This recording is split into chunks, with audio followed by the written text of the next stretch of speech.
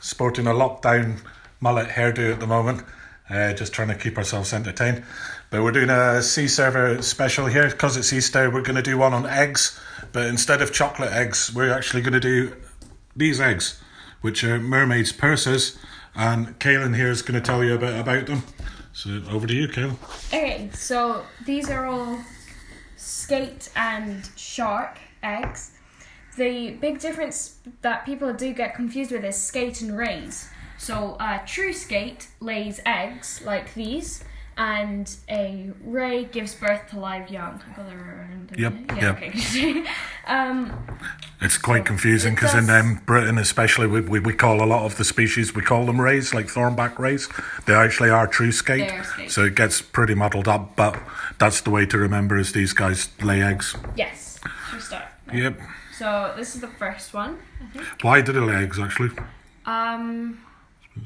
Protection, same as principle as birds, because they're like small fish, I suppose, would be hard to look after. Yeah. Okay, sorry, on you go. Okay, so start with this one. This is a cat shark, also called a dogfish.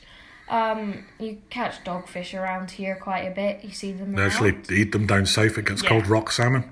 Oh, it does not look tasty. They've got really leathery skin. Yeah. And I often don't think of them as being a type of shark, but Well, they are. There's about 30 types of shark around UK waters, but the two we're going to mention today actually are the only two that lay eggs. Yeah. But yeah, dogfish, although they're quite common, it is actually a shark. Yeah. So it's quite small, as you can see. The eggs, they shrink when they get dried, which is so this would have been a bit bigger in the water. You can put them back in water. A lot of people do soak them in water and they grow. Well, don't grow, but they just sort of go back to their normal way, and then you can dry them out again. So they look very small here when they're dried out like this, and this is how you'll probably see them on beaches. Yeah. It's worth saying if you see them in the live, if they're out, if you're swimming, snorkeling. Do not touch them because this is obviously squishy in the water. You can crush the animals inside, and that's never good. You can see this like cool curly bit here. That's my favourite part. That's for sticking them to kind of tangling in seaweed so they stay put. They are alive inside of this for like something crazy. It's like 2 months. I think it's longer. I don't think it's as long as humans, but I think it's a few months. Self-isolating here. Hard times. You can see they kind of burst out in the end. It's like damage to it. That next one there is pretty similar actually, but a bit bigger.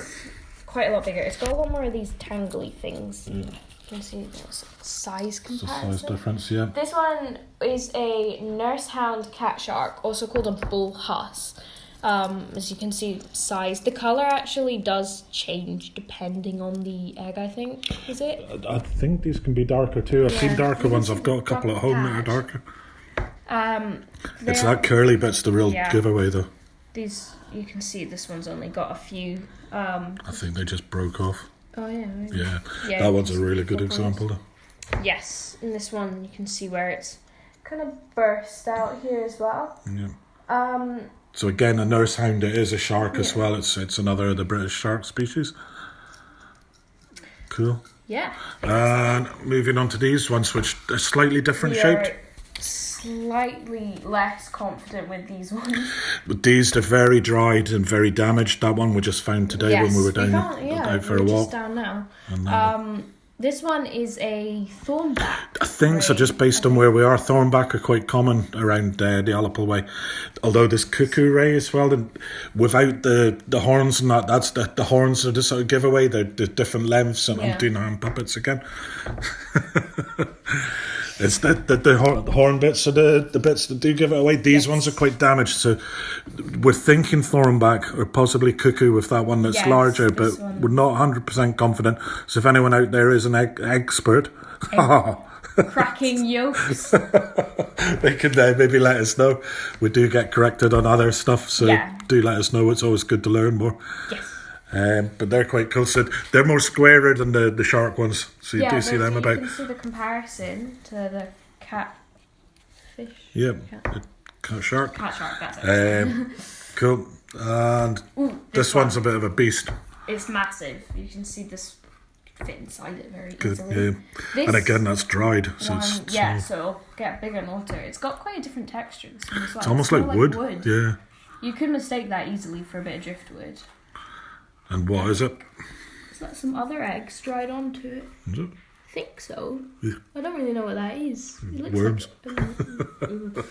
Like so this is a common skate. What's this? I'm sure it's got another name as well. Common skates, what we always called them here, because the weird thing about common skate is that they're not so common anymore.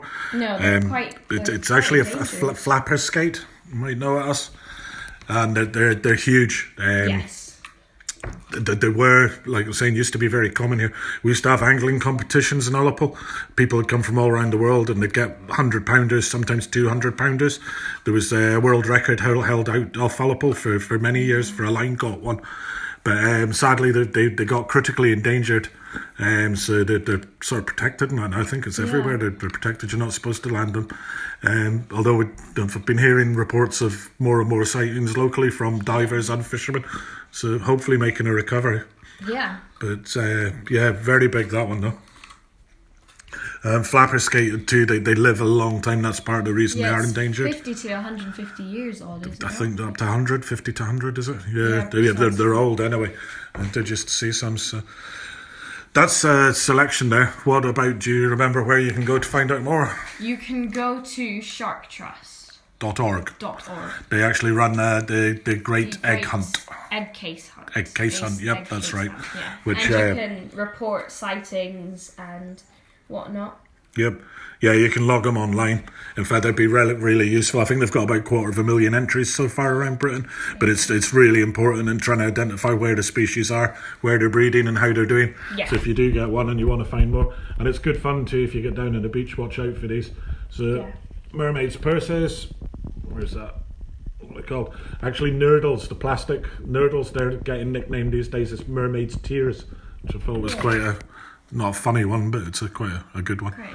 So anyway, so that's our extravaganza, Easter extravaganza. Thanks very much. Hope everyone's having a good Easter. Thank you. Bye-bye. Bye-bye, y'all. No.